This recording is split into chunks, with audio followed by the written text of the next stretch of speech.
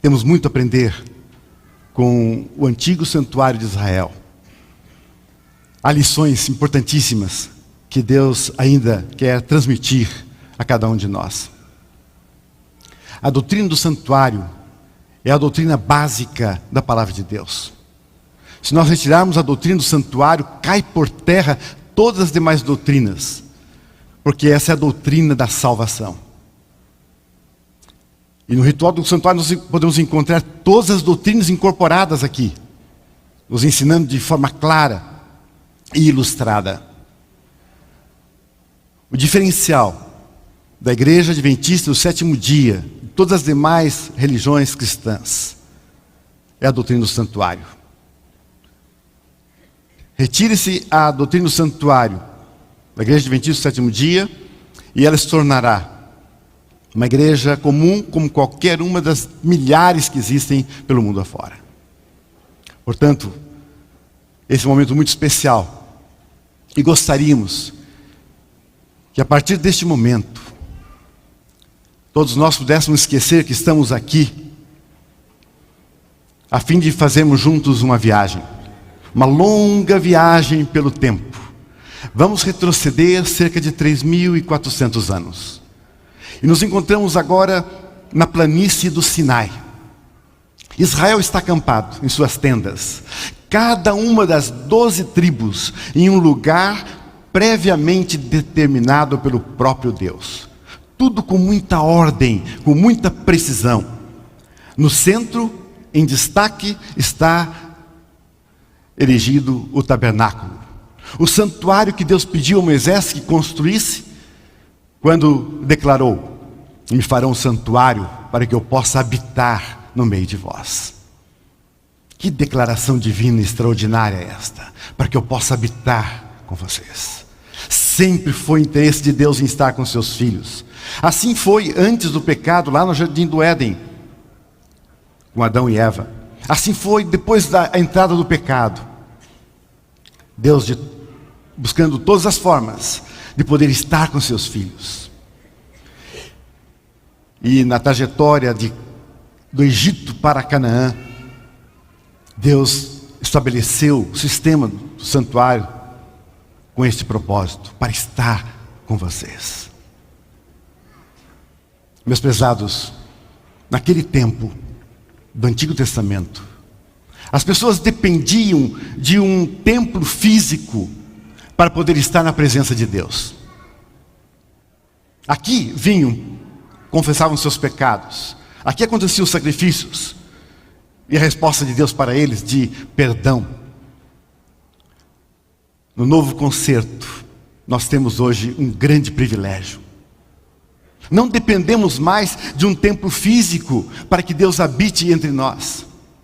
E na verdade, Deus nem mais habita entre nós. Porque Deus habita em nós. Não sabeis vós que sois o templo de Deus? Que privilégio e que grande responsabilidade. Templos ambulantes de Deus. Onde quer que a gente vá, estamos carregando Deus conosco. Percebem a seriedade desse fato? O porquê precisamos cuidar daquilo que comemos, bebemos, vestimos, aonde vamos, o que falamos, o que fazemos. Você e eu, cada um de nós, um templo em que Deus habita, para que eu possa habitar no meio de vós. E agora, Deus habitando em você, tem você representado bem este Deus, dono desse templo que é o teu corpo, a tua vida. Que Deus nos ajude a sermos templos dignos, honrados, templos usados por Ele para a salvação, para levar aos outros a esperança e a vida eterna. E Moisés, obedecendo a ordem de Deus, edificou o tabernáculo que tinha cerca de 13 metros de comprimento, 4,5 metros de altura, 4,5 metros de largura, circundado por uma cerca de tecido de linho, sustentado por colunas de bronze, de cerca também de 22 metros de largura, 44 metros de comprimento. formando o átrio ou o pátio do tabernáculo. O santuário, assim, compreendia 3 partes: o pátio, o lugar santo e o lugar santíssimo. Aqui no pátio havia 2 objetos de bronze. Havia a pia da purificação, onde os sacerdotes se preparavam para ministrar na presença de Deus, e o altar de sacrifício ou altar de holocausto. Havia um fogo constantemente aceso, noite e dia. Era aqui que os animais sacrificados eram queimados. A gordura era queimada, a carcaça dos animais eram queimados. Dependendo do tipo de sacrifício que acontecia aqui, alguns eram esquartejados, lavados e colocados aqui para queimar. Holocausto contínuo. Era o fogo que nunca apagava. E a origem desse fogo era do próprio Deus. O próprio Deus havia acendido esse fogo e permaneceu entre os judeus, o povo de Israel, durante cerca de mais de 800 anos, sem apagar. Curiosamente, apesar do nome altar de sacrifício de holocausto, não era aqui que os animais eram sacrificados. Na parte norte do santuário, haviam argolas, onde os animais eram amarrados, e aqui eles eram imolados. E a gordura, a carne, dependendo do tipo de sacrifício, era conduzido então aqui ao altar para queimar. A função deste altar era queimar. E Deus dizer, através dos sacrifícios diários que existiam, que sempre Ele estava à disposição e sempre havia uma solução para o problema do pecado, noite e dia. Por isso, holocausto contínuo.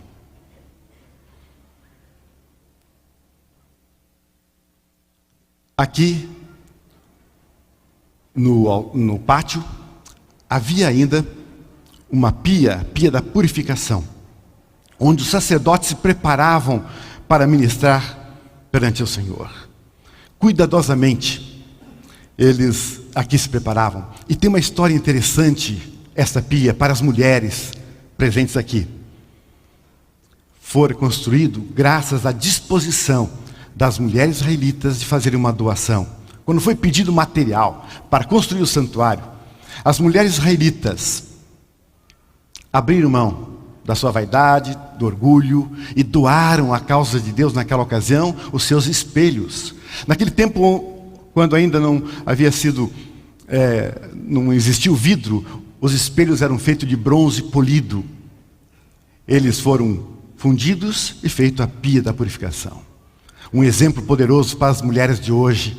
A necessidade que você, mulher, tem, não importando a idade, de deixar também a vaidade de lado, o orgulho, e dedicar à causa de Deus aquilo que você tem, aquilo que você é. O quanto pode fazer pela causa de Deus uma mulher usada por Ele. Se coloque nas mãos do Senhor e Deus a usará poderosamente. E era nessa pia que o sacerdote se preparava, como falamos. Ele lavava cuidadosamente as suas mãos, lavava os seus pés, uma atitude de muita reverência, muita ordem. Nos faz lembrar o cuidado ao estarmos no templo, ao adorarmos ao Senhor. Que silêncio, ordem, muita reverência devemos prestar essa adoração. Nos lembra também purificação, lavagem dos pecados, batismo. É o que nos ensina aqui também a pia da purificação. E aqui no pátio aconteciam diariamente os sacrifícios. Como falei, na parte norte do santuário. Por que na parte norte? Porque Deus estabeleceu que o santuário deveria ser sempre montado no sentido leste-oeste. Sempre diante do nascer do sol. Sempre de frente ao sol. Numa época em que a maior parte dos povos pagãos tinha o sol como divindade máxima. E os sacerdotes pagãos, o povo pagão, curvavam-se diante do sol para adorá-lo. Os líderes espirituais de Deus, os sacerdotes, davam as costas à criatura para adorar o Criador ao adentrar no santuário. lições importantes, pequenos detalhes em cada um dos pontos do santuário, ensinando, Deus transmitindo ensinamentos poderosos da verdadeira adoração. E era aqui no pátio que aconteciam diariamente os sacrifícios. Como falei, os sacrifícios fixos da manhã e da tarde, todos os dias. Aos sábados, 2 sacrifícios da manhã e 2 à tarde. O sacrifício da manhã ficava ardendo aqui no altar de holocausto durante o dia. O sacrifício da tarde ficava queimando aqui a parte da noite. Assim, como falamos já, o holocausto contínuo. Deus dizendo, não importa o horário, não importa o dia, estou sempre à disposição para lhe perdoar. Você confessando os seus pecados, me aceitando a possibilidade de salvação, de vida eterna. E haviam aqui, além desses sacrifícios fixos, sacrifícios especiais ao longo do dia. Por exemplo, quando os próprios sacerdotes pecavam, havia um procedimento aqui especial em relação a eles. Havia um procedimento diferente em relação também às autoridades, aos príncipes. Era um outro tipo de sacrifício. Havia também sacrifícios por pecados conhecidos, pecados desconhecidos, quando todo o povo pecava de uma só vez. Mas sabem, o sacrifício mais tocante, o sacrifício mais impressivo, era aquele feito em prol de um pecador arrependido. Quando alguém na comunidade de Israel pecava, deveria pegar uma ovelhinha do seu rebanho e vir em direção ao santuário. Era uma cordeira, que ele trazia pesaroso, triste, porque alguém deveria morrer em seu lugar. Alguém inocente tomaria o seu lugar devido aos seus pecados. Você pode imaginar com que sentimento de tristeza, de pesar, ele vinha em direção do santuário. E observem, onde quer que ele passava, por entre as tendas, você pode imaginar as pessoas apontando, dizendo, ali está indo um pecador. Isso significa assumir a culpa verdadeiramente, envolvendo o verdadeiro arrependimento e confissão a Deus. O salário do pecado é a morte. Tinha que haver a morte. Teria que ocorrer o sacrifício. E o pecador vinha com a sua ovelhinha, quem sabe uma família pobre, poucos animais, quem sabe um animalzinho de estimação. Ele deveria colocar as mãos sobre a cabeça dessa cordeira, confessar os seus pecados, assim simbolicamente os pecados do pecador eram transferidos para essa inocente vítima, símbolo do Messias que viria, do Salvador, o Cordeiro de Deus que tira o pecado de todo mundo. Em seguida, ele mesmo, o dono da ovelhinha, deveria sacrificá-la. Você pode imaginar com que grande pesar ele observava o sangue a escorrer da inocente vítima. Uma vida se esvaindo devido aos seus pecados, às suas falhas. Mas ao mesmo tempo, ele saía aliviado, grato a Deus, louvando a Deus, porque ele não precisara morrer. Alguém morrera em seu lugar. Amigos, pare um pouquinho para pensar. Morte substituinte. Alguém tomando o seu lugar. Que privilégio nós temos hoje, que o Cordeiro de Deus já veio, derramou seu sangue para purificar toda a humanidade de todos os tempos, para sempre. Aqui está a grande verdade de Deus. Você não precisa morrer. Alguém lhe substitui, e este alguém é o próprio Filho de Deus, que deixou a sua glória, tornou-se um de nós, deu sua vida. Ele trilhou o caminho, pagou o preço. Esta é a grande verdade, que Deus tem a solução para o problema do pecado. E você não precisa se desesperar. É só recorrer a Jesus, aceitá-lo como Salvador, crer no seu sacrifício, e estará garantido a você a vida eterna. Através do sacrifício de Cristo, Ele está nos ensinando de que só morrerá eternamente quem quiser, porque o preço já foi pago. Amém? Louvado seja Deus por isso. Que esperança maravilhosa, que certeza.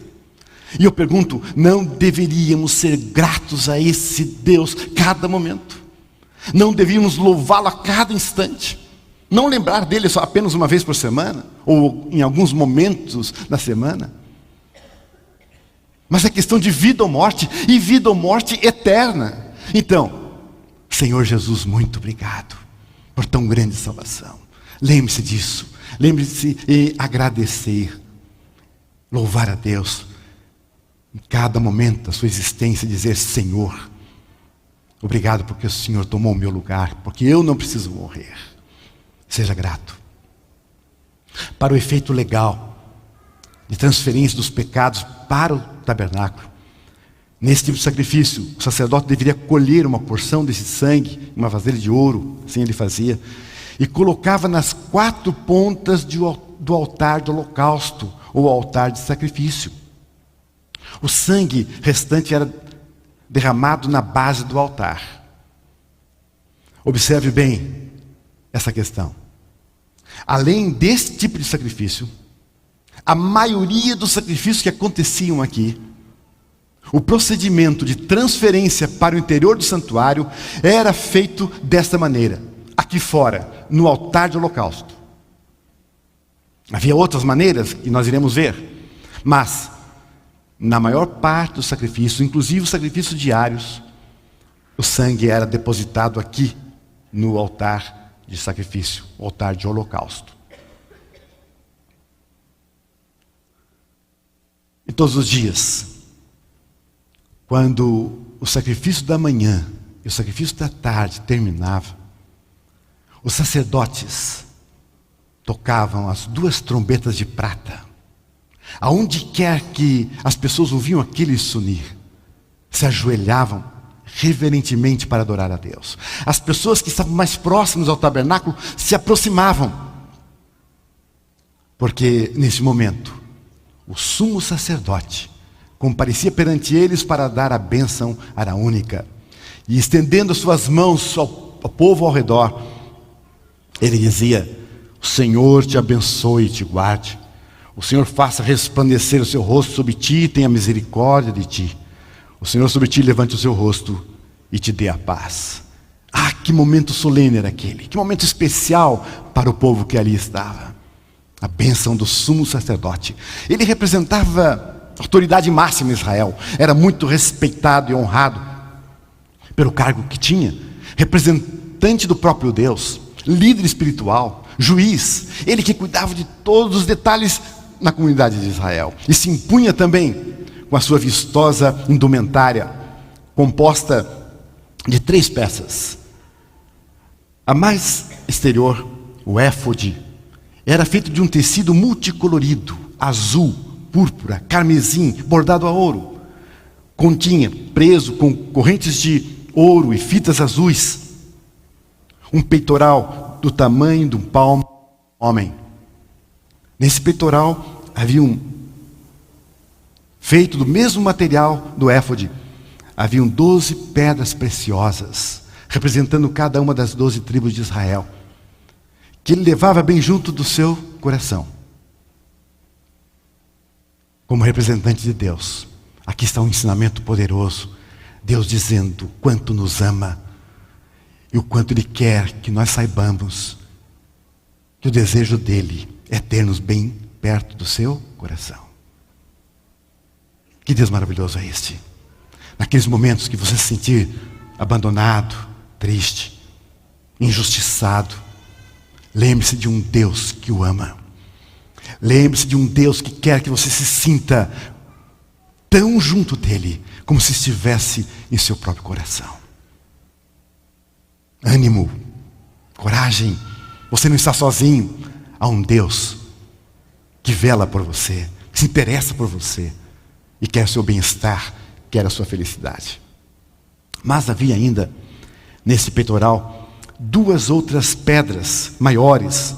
Do lado direito, Urim, do lado esquerdo, o Tumim. E Deus se comunicava com os sacerdotes através dessas pedras. Nas grandes questões de Israel, quando a resposta era sim, pode, vá, faça, havia uma luz que incidia na pedra da direita, no Urim. E essa luz estava indicando sim, pode, vá, faça. Quando a resposta era negativa, havia uma nuvem escura na pedra da esquerda, no Tumim. E havia 2 outras pedras de ônix nos ombros do sumo sacerdote, com os nomes das tribos de Israel escritas, 6 de um lado e 6 do outro. Como líder espiritual, o sumo sacerdote comparecia na presença de Deus, como que levando o povo de Israel sobre os seus ombros. Que grande responsabilidade. Líderes, anciãos, pastores, que responsabilidade temos nós de conduzir o povo à presença de Deus. Com que grande honradez, dignidade devemos fazê-lo. A segunda peça era um manto azul bordado a ouro, que tinha sininhos na barra, que tilintavam no momento especial que veremos a seguir. E a terceira peça era semelhante à do sacerdote comum. Sobre a cabeça, a mitra, com uma lâmina de ouro e a inscrição Santidade ao Senhor. É bom pensarmos um pouquinho no significado dessa frase e aonde ela está. Meus prezados, com a mente servimos ao Senhor. É aqui que decidimos, que falamos, que vamos, que fazemos. Se houver santidade ao Senhor em nossa mente, nossos atos, nossas palavras, nossas atitudes terão a aprovação de Deus e serão uma bênção para aqueles que estão ao nosso redor. Diante das dificuldades, das lutas espirituais, das tentações várias, o segredo é encher a mente de santidade ao Senhor. Estudando a sua palavra, orando, tendo comunhão com Ele cada dia. Lamentavelmente, especialmente nos nossos dias,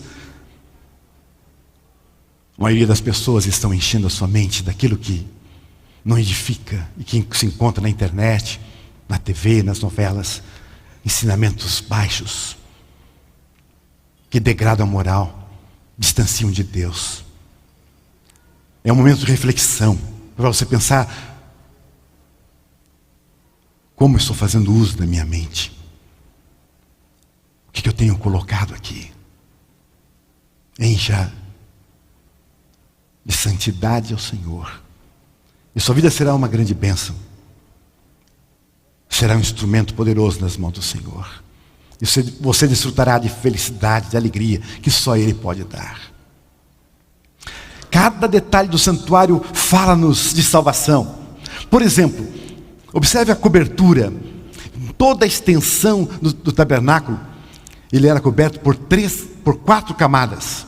A primeira, externa, era feito do couro de um animal marinho, muito comum lá na região do Mar Morto, chamado de dudongo. Uma pele muito resistente, impermeável, protegia externamente o santuário das intempéries. Além de cobrir toda a parte de cima, ainda vinha para os lados. Mas a aparência não era tão agradável. Era escura, indicando sujeira. Sujeira nos faz lembrar de pecado. E a única solução para o problema do pecado qual é? O sangue de Jesus Cristo nos purifica de todo o pecado. Providencialmente, a segunda proteção de todo o tabernáculo era feito de pele de carneiro tingido de vermelho. Solução para o problema do pecado. Todos aqueles que são purificados, lavados pelo sangue de Jesus, se tornam mais alvo do que a neve, mais puro do que a branca lã. E a terceira camada era feita da pele de cabras, Possivelmente uma espécie muito comum naquela região do Oriente, de peles muito alva, muito clara, indicando assim a pureza, a transformação da vida daquele que foi lavado pelo sangue de Cristo. E este agora é um candidato ao reino celestial. Partilhará da glória celeste. Ao adentrar no santuário e ao olhar para cima, o que se via era um fino tecido, azul, púrpura, carmesim, com anjos dourados bordado nele, dando assim a imagem do ambiente celestial, do galardão, da recompensa de todos aqueles que foram salvos, transformados pelo sangue precioso de Jesus.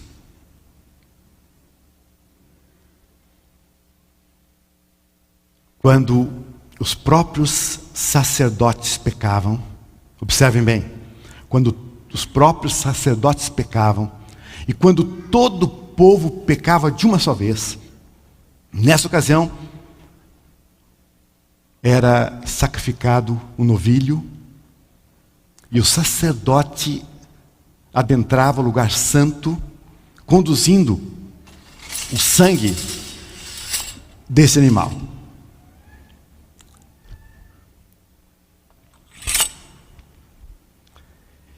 E ele fazia aspersão 7 vezes. Diz a Bíblia, com a ponta de um dedo, gotículas de sangue eram colocadas, diz a Bíblia, defronte à cortina que separava o lugar santo do Santíssimo. Era colocado também nas 4 pontas do altar de incenso.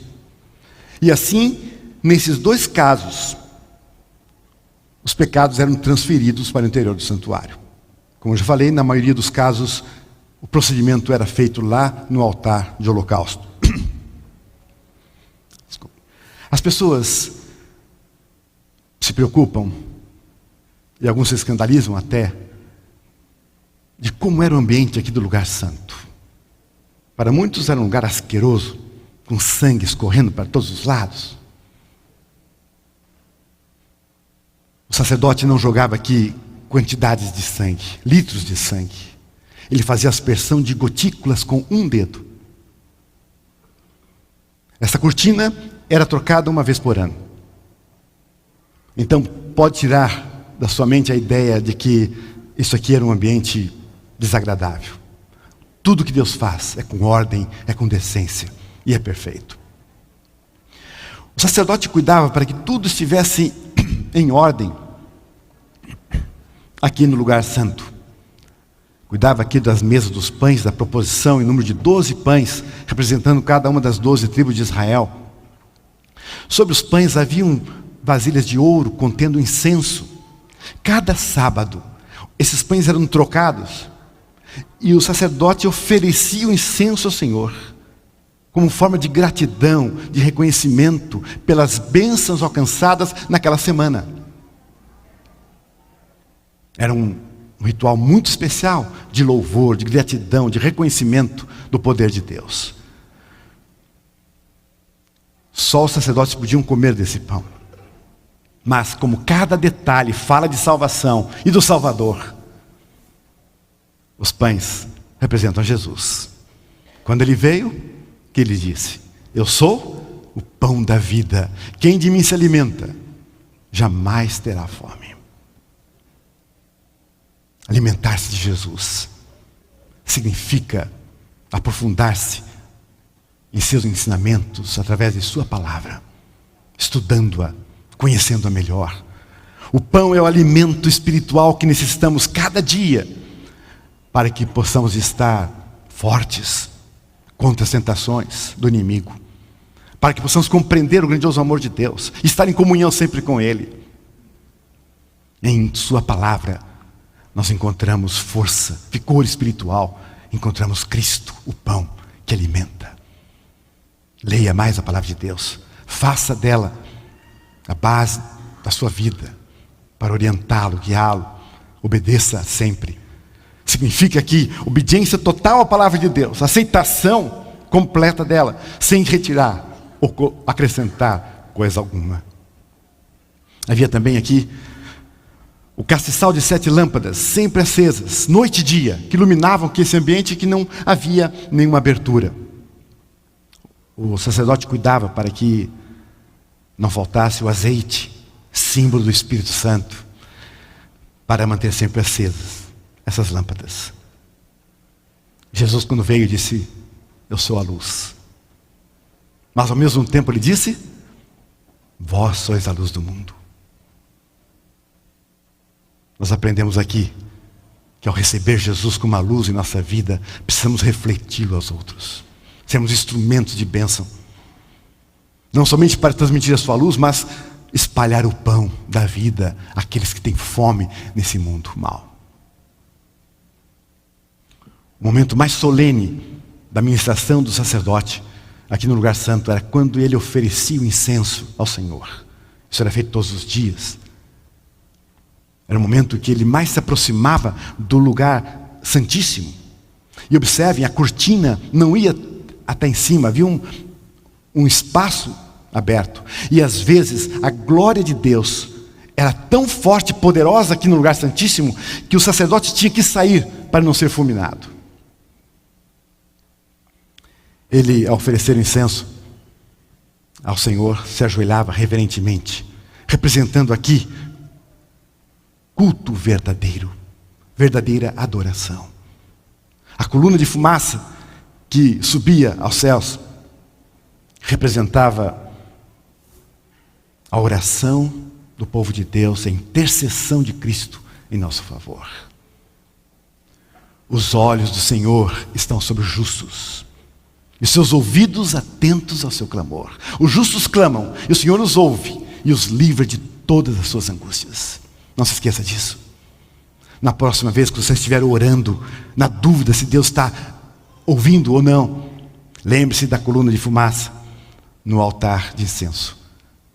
É a prova que Deus nos concede de que as nossas orações chegam até Ele.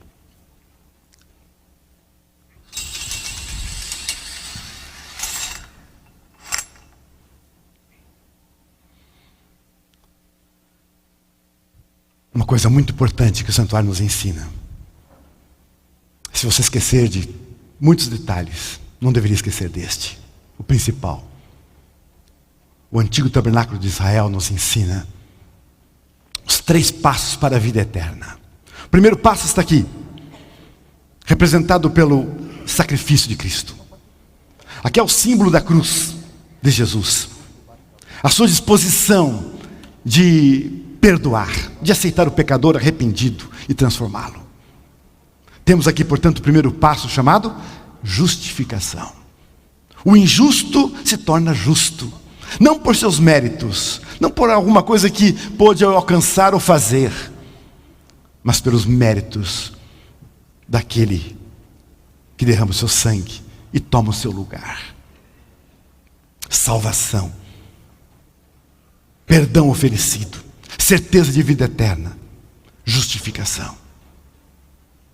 Aqui, o pecador é transformado em filho de Deus.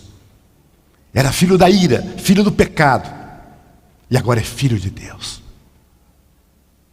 E meus pesados, se você abrir a sua Bíblia em Hebreus, capítulo 10, e o verso 19.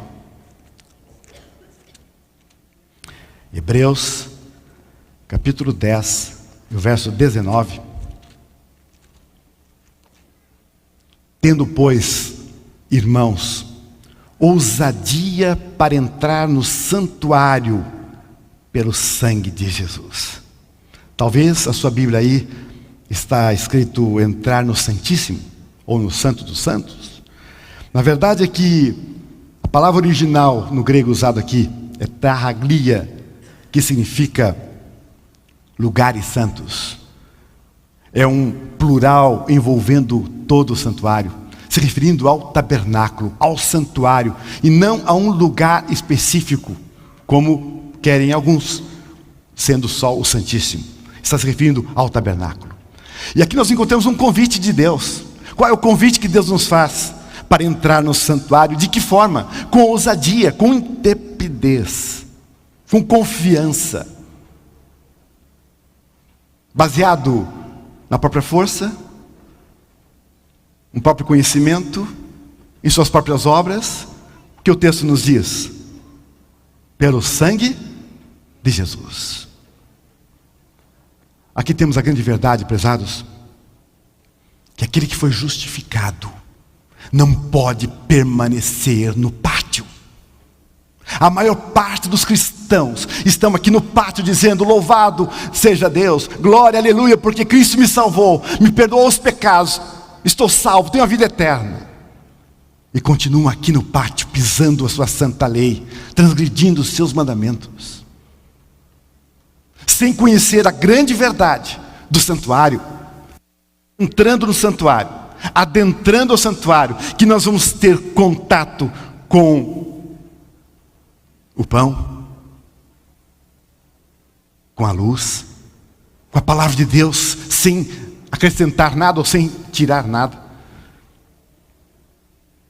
E partimos então aqui para o segundo passo da vida eterna, que é a santificação. Lugar santo, santificação. Quem foi justificado não pode permanecer de braços cruzados, acomodado. Tem uma missão a cumprir. E essa missão envolve a vida toda, um caminho ascendente. Cada dia mais perto da perfeição em Cristo, cada dia mais distante desse mundo de pecado. Isso é santificação. Cada dia mais semelhante a Jesus. Cada dia representando o bem neste mundo. Espalhando o pão, refletindo a luz, cumprindo a missão, através de um folheto entregue, de um convite feito, de um estudo, de uma oração feita. Quem foi justificado não pode ficar parado, acomodado. É preciso se envolver com o Messias justificador. É preciso ser grato a Ele e conhecê-lo cada dia melhor. Se envolver com a sua verdade e transmitir essa verdade aos outros, da forma como pode fazer, com o que sabe fazer, de acordo com os seus talentos. Santificação, sem o qual, diz a palavra de Deus, ninguém verá o Senhor.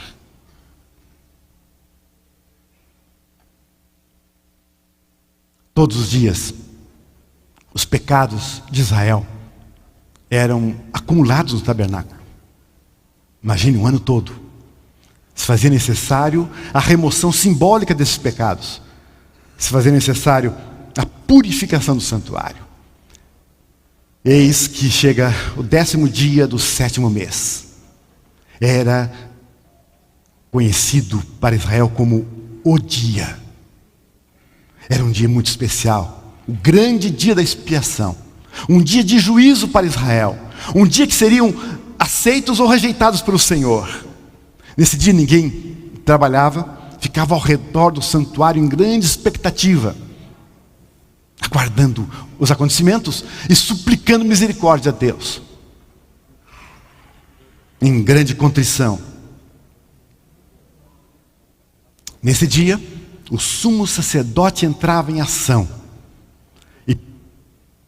Observe um detalhe, ele não poderia, era o momento que ele iria entrar ao lugar santíssimo, ele não poderia adentrar ali na presença de Deus com toda aquela vestimenta vistosa que usava no dia a dia. Ele tinha que adentrar ali com o mais simples e humilde dos sacerdotes. Havia uma roupa especial de linho para essa ocasião. E nesse dia, ele entrava 3 vezes. E agora observe um detalhe. Muitas pessoas acreditam que o sumo sacerdote adentrava ali, amarrado a uma corda ou uma corrente de ouro na sua cintura ou na sua perna. Não existe essa declaração na palavra de Deus.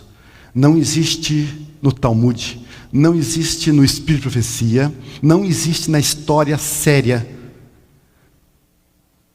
Somente lá pelo século 13º depois de Cristo, uma comunidade judaica muito radical escreveu a respeito disso. Descreveu uma corrente de ouro que estava amarrado ao sumo sacerdote.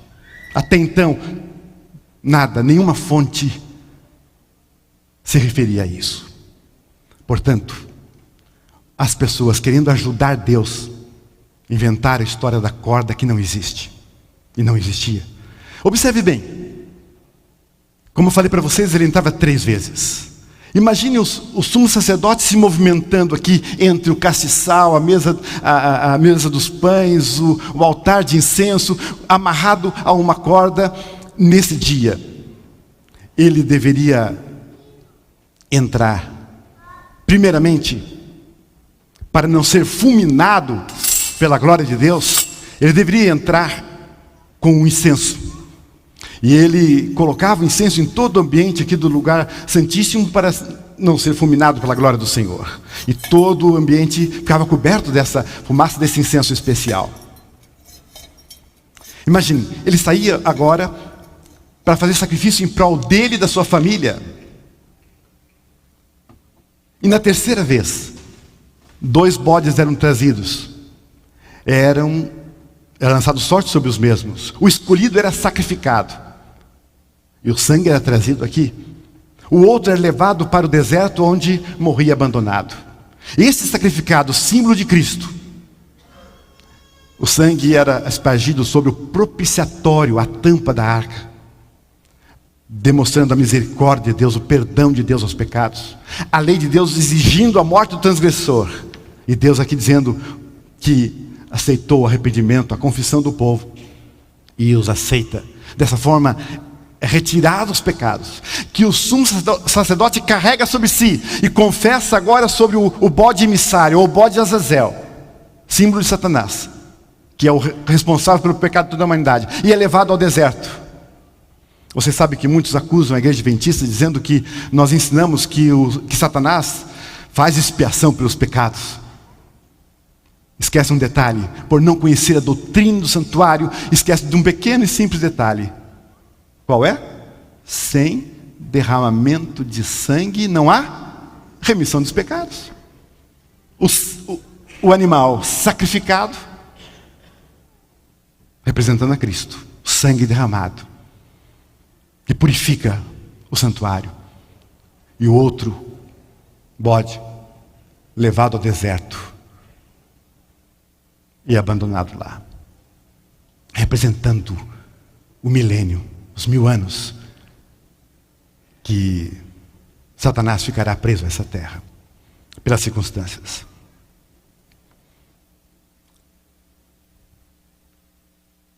Aqui no lugar santíssimo, havia a arca da aliança, 2 querubins, entre eles se manifestava o Shekinah, a glória de Deus. E Deus se comunicava com o sumo sacerdote através desta glória. E também, nas grandes questões, sim ou não, havia uma luz que incidia no anjo da direita, era sim. Uma nuvem escura no anjo da esquerda, era não. E aqui, na arca, havia alguns objetos interessantes e importantes. Você sabe que entre as 12 tribos de Israel, Deus escolheu uma delas para montar, desmontar, transportar e cuidar do tabernáculo. Foram os levitas, a tribo de Levi. E das famílias dos levitas, Deus escolheu uma delas, a família de Arão, para serem os líderes do tabernáculo, os sacerdotes, os sumos sacerdotes. Arão foi o primeiro sumo sacerdote. Dali em diante, somente os da sua família deveriam servir a Deus aqui como líderes. Mas vocês sabem, o ser humano nunca está satisfeito com a vontade de Deus, e quer inventar coisas diferentes, e quer se rebelar contra Deus. E por isso mesmo inventam doutrinas diferentes, e por isso mesmo existem milhares de igrejas, cada um ensinando um caminho diferente. Não foi diferente no tempo de Moisés. Coré, Datã e Abirão juntaram mais de 250 pessoas. E foram lá a Moisés e disseram: Moisés, que história é essa de só os levitas cuidarem do santuário? Nós de outras tribos também queremos. E por que só os da família de Arão seriam os líderes? Nós também queremos liderar o tabernáculo. Queremos ser sacerdotes e sumos sacerdotes. Foi Deus que estabeleceu assim, disse Moisés. Eles insistiram e fizeram uma rebelião séria. A terra se abriu e os engoliu a todos. O povo não se conformou e continuou a reclamar. E de repente começou a morrer. E foram cerca de 14 mil pessoas mortas. Moisés recorreu a Deus. Deus disse: foi isso que determinei, mas faça o seguinte: Deus sempre sua misericórdia, Deus sempre sua paciência, dando oportunidades ao seu povo. Pediu que a família escolhida de cada tribo deveria colocar o nome dessa família em uma espécie de vara, um bordão, um cajado, que representava a autoridade da família. Era um objeto que passava de pai para filho, de geração em geração. E Deus disse: olha, a vara que florescer, essa será a família escolhida. E Deus pediu que fosse colocado dentro da arca a vara que estava escrito Arão, que floresceu de amêndoas e deu até fruto da noite para o dia. Uma vara seca, sem vida, já de muitos anos passar de mãos em mãos. Um milagre que Deus fez para dizer: eu estou no controle. Que precisamos obedecer à sua vontade, aceitar aquilo que Ele determina. Meus pesados, o ser humano não aprendendo a respeito disso, se esquecendo da vara de Arão dentro da arca, continuam buscando posições, cargos. No próximo ano eu quero ser o ancião da igreja, primeiro ancião, ou vou dirigir a escola sabatina. Outra coisa, não existe política ou politicagem entre o povo de Deus. Não deve existir nada com respeito a galgar qualquer nível que seja, de igreja, associação, união, até a conferência geral. Porque Deus está no controle, e Ele escolhe, Ele determina, e precisamos respeitar, obedecer. A vara de Arão é um lembrete disso. Mas havia um outro objeto muito especial. Durante 40 anos no deserto, o povo não pereceu de fome, porque misericordiosamente Deus proveu o maná, o pão que caía do céu. Deus pediu que fosse colocado dentro da arca uma porção desse maná, que diz a Bíblia, aquela coisa miúda, parecendo semente de coentro. As mulheres moíam, faziam pães, faziam bolos, comiam assim também. E é um lembrete de que Deus provê. Deus se preocupa com nossas necessidades físicas e materiais. Fui moço e agora sou velho, mas nunca vi o justo passar necessidade, nem a sua descendência a mendigar o pão. Acredite nisso. Se você estiver passando por algum momento difícil em sua vida, momento financeiro, material, alguém está desempregado na família, lembre-se do maná guardado na arca. É a garantia que o Senhor Deus nos dá ainda hoje, de que Ele está pronto a realizar milagres. Ele abre portas. Ele faz as coisas acontecerem quando acreditamos, confiamos e colocamos em suas mãos as nossas necessidades. Mas o objeto mais importante dentro da arca eram as 2 tábuas de pedra escritas pelo próprio dedo de Deus, os 10 mandamentos. A lei eterna de Deus, base do seu governo em todo o universo, reflexo do seu próprio caráter. Observe, esta lei dentro da arca, Deus dizendo que essa lei pertence a Ele, é eterna como Ele é eterno. Um código moral, amor a Deus, amor ao próximo. A lei da liberdade, norma do juízo. A lei que Deus ensina amor. A harmonia com o próximo e com Ele. E você deve ter ouvido muitas vezes pessoas acreditarem e ensinarem que esta lei foi abolida, que esta lei foi cancelada, que esta foi a lei cravada na cruz quando Jesus morreu, e é coisa do Antigo Testamento, e nós não precisamos mais obedecê-la.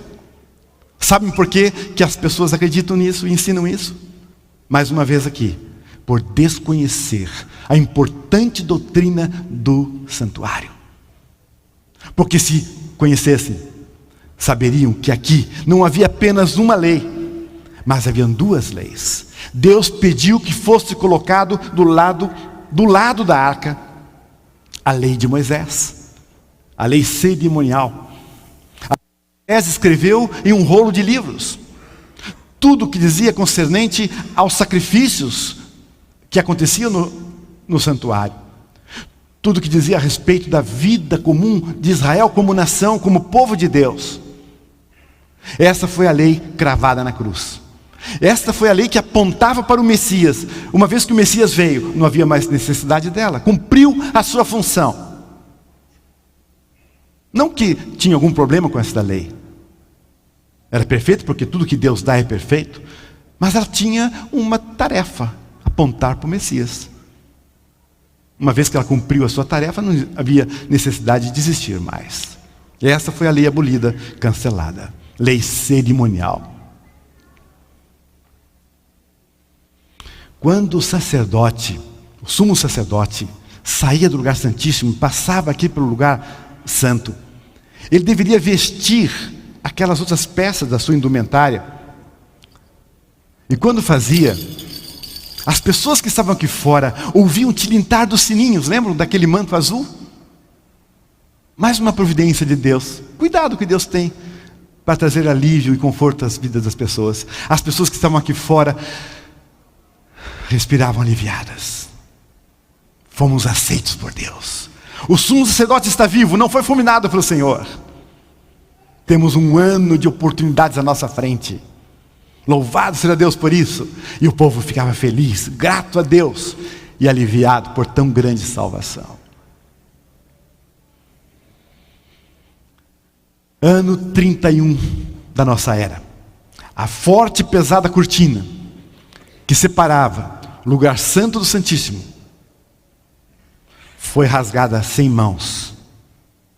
Observe um detalhe: não de baixo para cima, mas como? De cima para baixo, para confirmar realmente que não foram mãos que o rasgaram, pondo a descoberto a Arca da Aliança, o lugar santíssimo até então proibido aos olhos comuns. Com isso Deus estava dizendo: a lei de Moisés cumpriu a sua função, está cancelado. O Cordeiro de Deus que tira o pecado de todo mundo derramou seu sangue para salvar toda a humanidade de todos os tempos. Não há mais necessidade de sacrificar inocentes animais.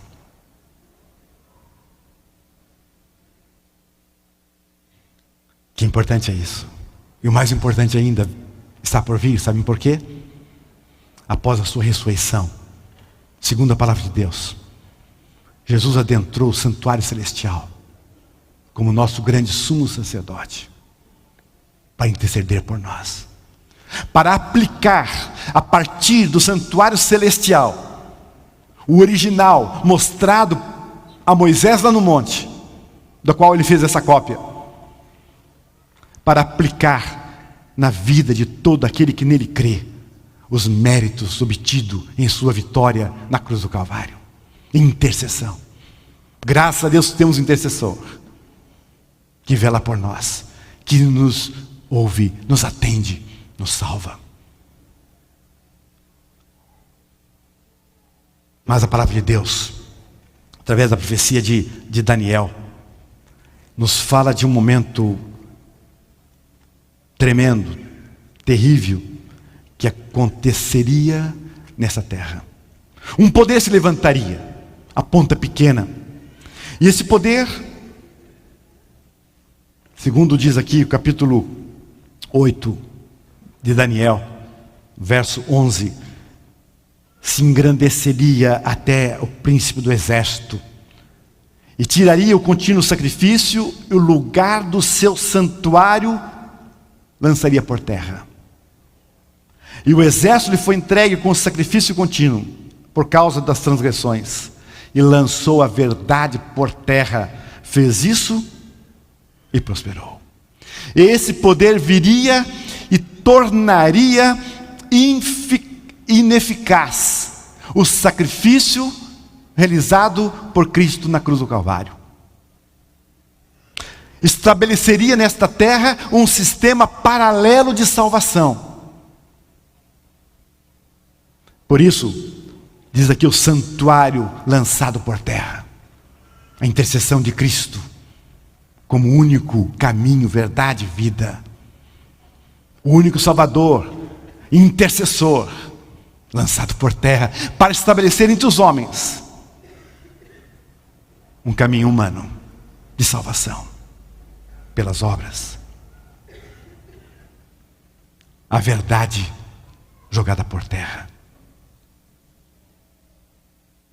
Daniel está tendo essa visão, quando ele observa que dois seres celestiais conversam e dizem: olhem, até quando durará a visão do contínuo sacrifício, da transgressão assoladora, para que seja entregue o santuário e o exército, a fim de serem pisados? Até quando a verdade do santuário continuará sendo pisada? Até quando a verdade de Deus lançada por terra? Então, vem a resposta de Deus. Até 2.300 tardes e manhãs, o santuário será purificado. No sentido dessa palavra, restaurado, vindicado. A verdade de Deus lançada por terra seria restaurada a partir da purificação do santuário. 1844. A data final do período maior da profecia, 2.300 anos. Jesus Cristo passou a realizar a segunda fase da sua ministração no santuário celestial como nosso grande sumo sacerdote.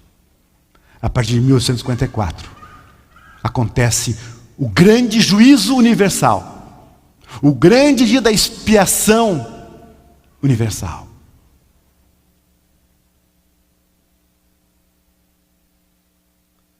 Jesus está preparando o livro da vida. Nomes são mantidos e nomes são retirados. Quando ele terminar essa obra, dirá: está feito.